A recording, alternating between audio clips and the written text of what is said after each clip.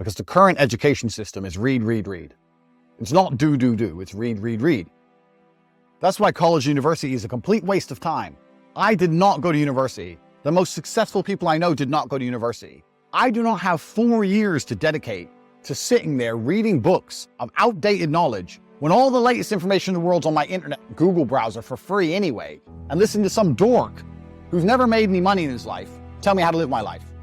It's complete garbage. If you meet anyone who's successful near any field, most of them didn't go university. Now, I understand there's some professions where you need to go to university to become a doctor, blah, blah, blah. I understand that. My point is, in general, is that the whole education system is not based on doing things, it's based on reading things. And this is why, if you want information on how to get something done, you need to speak to somebody who can do stuff. So if I'm going to learn piano, I want to learn piano from somebody who plays piano, not somebody who's read how to play piano. I can never be depressed if I never slow down. Speed is extremely important. Speed defies gravity. How does a plane fly through the air and defy gravity? Speed. It's moving too fast to fall. If you're always attacking life, if you're always doing things, if you're always making more money, if you're always traveling the world, doing this, doing that, new car, here, there, new podcast, meeting James English, boom, boom, boom. If you're always doing things all the time, unhappiness can't catch you. Do you think you could slip if you stopped?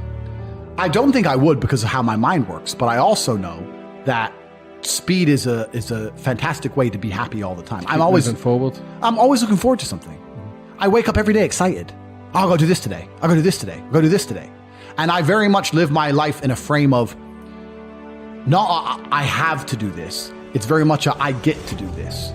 There's another thing that a lot of people make a mistake with when I talk to them, like, I have to go to work today. Change your language. I get to go to work today. Imagine you had no job. It'd be worse, right? Because otherwise you wouldn't be working. So you get to go to work. I have to fix the car. At least you have a car. You get to fix your car. Most people don't got one. I have to go get the kids. You get to go get the kids because you have these beautiful children who love you. You understand? People's even their own language is wrong. The world can be framed. Maybe I'm completely crazy. Maybe I am. But the frames I've installed in my mind are all beneficial to me. So if that makes me crazy and full of shit, good.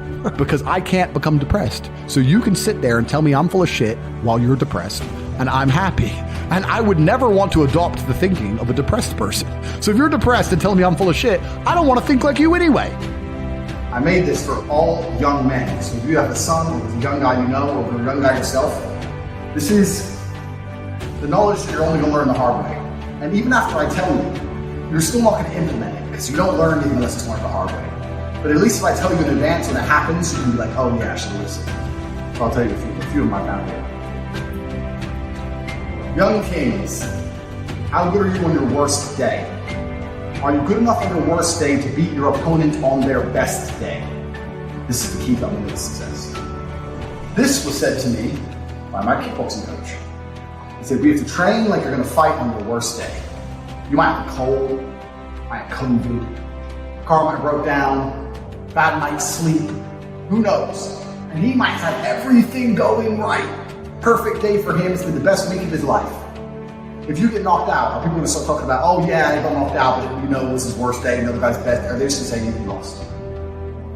No room for excuses. You're trained that way. So people often talk about their personal best, or the best I can do. If the best you can lift is 200 kilo on like a one-off sometimes, don't say you can lift 200 kilo. You can't lift 200 kilo. You can lift 150 kilo every single time on your worst day.